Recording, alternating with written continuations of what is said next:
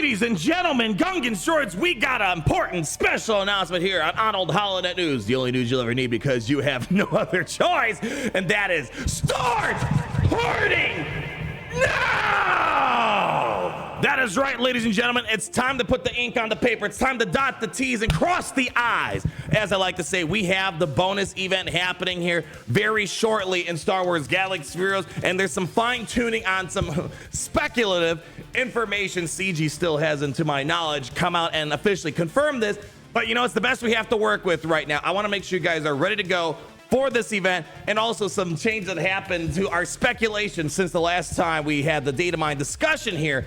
Bonus drops for those that missed the data mine conversation.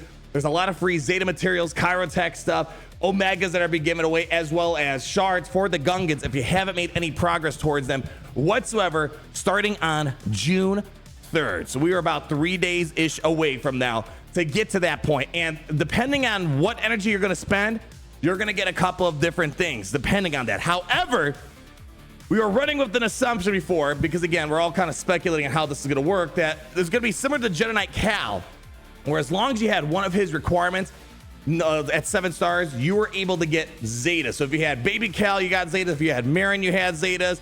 However, this is going to be what we're speculating to be maybe a little bit closer in relevancy to what we had for the Galactic Legend Leia bonus drops, where if you had Princess Nisa, you would have gotten Zetas. If you had Captain Rex at 7 stars, you would have gotten Omega materials. If you had Scout Trooper, you would have gotten Kyrotech. And if you had Captain Drogon, you would have had Kyrotech. So we're running with the assumption that the event's gonna be more similar to this, which I guess makes sense, right? I would be kind of crazy if you just had one Gungan at 7 stars. You got everything for free. But again, we don't really know until the event does show up officially. But this is a great graphic that we have here, provided by Moonborn Nemesis. I'm gonna leave a link down below just so you have this quick and concise graphic here. But unfortunately, there's a big thing I'm kind of a little disappointed in, but let's just roll through the graphic real quick. If you have a 7-star Bombardier and you use your mod energy, you're gonna get Kyrotech, the Mark 7 Kyrotech. If you have the Gungan Phalanx at 7 stars, which, oh boy, wait till we get to that point, that's where you'll get the Zetas. Again, that's what we're assuming based off the data mines. Boss Nest, if you had him at 7 stars, and you farm on the light side, dark side, you'll get Omega materials. And if you have Captain Tarpals, the easiest to farm Gungan right now, and you have him at 7 stars through your fleet energy, you're gonna get Kyrotechs as well. And here's some just rough math estimations, you know, on how many Zetas you might be wanting to shoot for. That's a different thing, but there's a problem. A majority of you guys watch this video will not benefit from this Zeta event. You'll still get a lot of shards of the characters, which is going to help, of course, but unless you have these guys at 7 stars, you're not going to be able to get all the stuff. And the hope was it was going to be similar to the Cal event, where just one 7-star character got you to Zetas. It seems like you're going to need the Phalanx. However, what's the problem with that, Arnold? Well, here's the problem. The event is going to be happening in a couple days, and the biggest problem is, I would say maybe a mild inconvenience, is the fact that the Phalanx is not yet farmable in Star Wars Galaxies, even if you accept through the weekly shipments right now. That's the only other way you could have gotten this unit to 7 stars. So here's the thing, we're likely going to get an update next week. I very much expect the next Conquest unit will be announced Monday, Tuesday, and there will be an update later on next week as well. And that's probably when they're going to add the Phalanx. However, I don't mean to be the bearer of bad news, but if you look at the data here, yeah, not a lot of people are going to have it, because again, it's not free to play farmable. It's not like Tarpals where it's a quick Cantina farm. Right now, only about 3,500 people are going to be able to get the Zetas because they'll have them at 7 stars. Now, there's some people close to 7 stars. Maybe they'll get bumped up.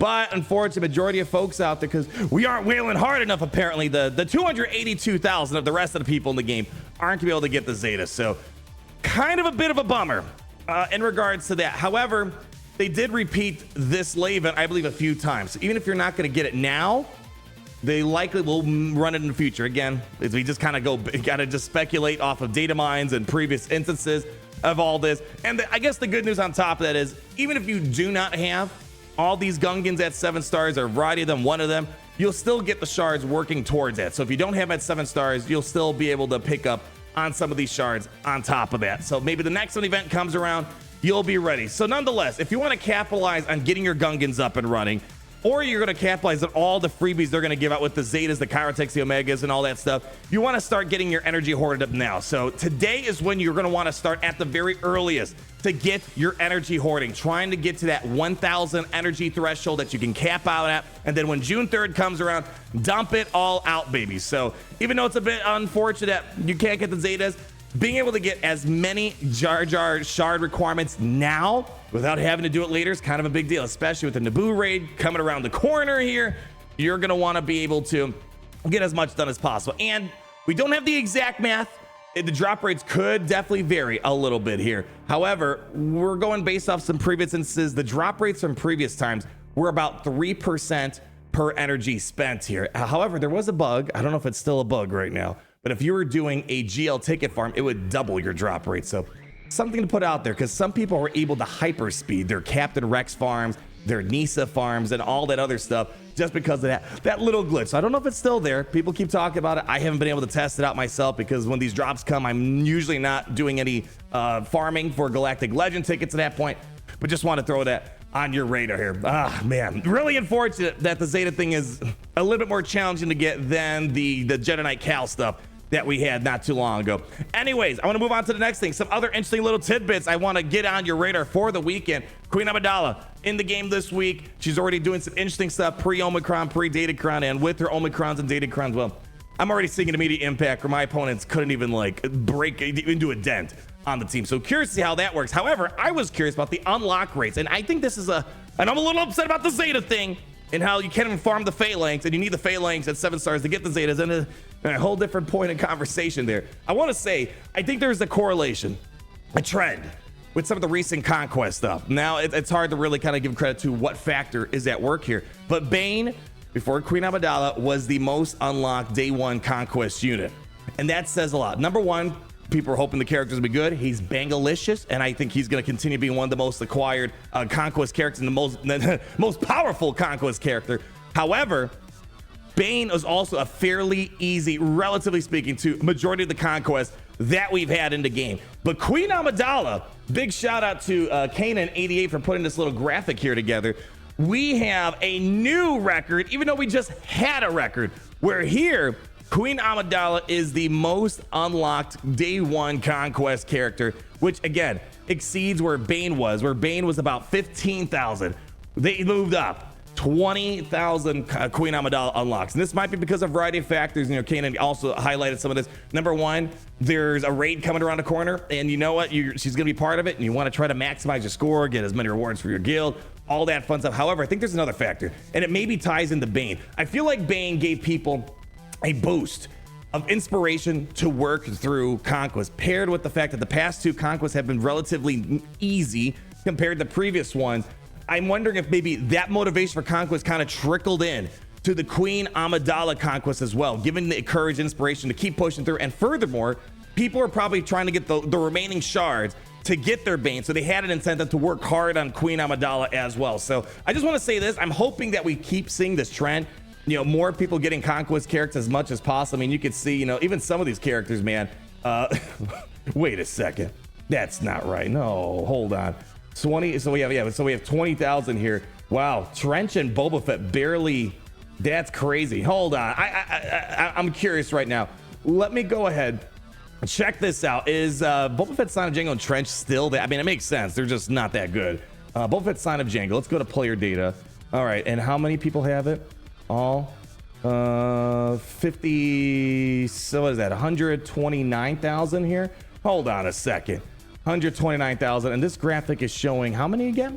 We're seeing what is that? That's okay. This is within a 12-month period. Okay, I had to double check. I'm like, wait, that's not right. This is within a 12-month period, so nothing going beyond that. Obviously, Boba Fett, Sign of Jango has been in the game a little bit longer than 12 months, but it's just trying to show the initial unlock rates within the first year. I was like, wow, I know he's bad, but it can't be that bad. You know, you got to get him by accident anyways through proving grounds. All right. I was feeling a little worried for the man there, but nonetheless, CG, I hope he can continue this trend going forward. However, I feel like I'm a bit worried because it's kind of funny.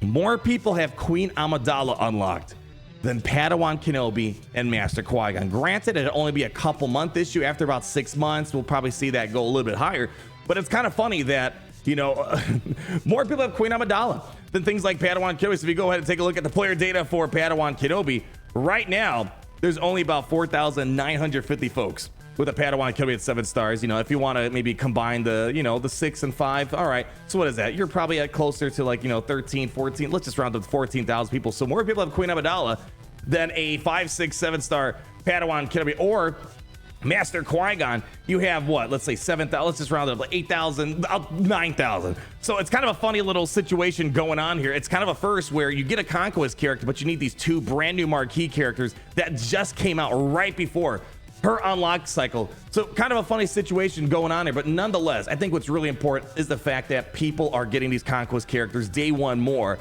than even older things like Commander Tano, Maul. Very impressive. And those were like considered some of the easiest, the most fun Conquest units that we've had for Conquest. So I just want to put it out there, CG, let's keep doing more of this, right? We want to get as many people to enjoy these characters as early as possible. Bane was obviously breaking the record, and Queen Amidala, which I'll admit surprised me, but when I maybe think of some of the factors going on, the ease of the Conquest, as well as the raid that's right around the corner, and maybe the Bane inspired people to keep working harder on Conquest, maybe those variety of factors allowed people to get that Queen Amidala to even break the record that we just broke with Bane not too long ago. But anyways, people, that's gonna wrap it up today. If there's one thing to take away, please hoard your energy. Again, yes, it's unfortunate you are likely statistically, you know, looking at the data, watch this video, won't get the Zetas. It's still great to capitalize on these Gungan requirements now. So hoard your energy starting today if you are going to capitalize, whether the Gungans or you happen to can get the Zetas or the Kyrotech stuff.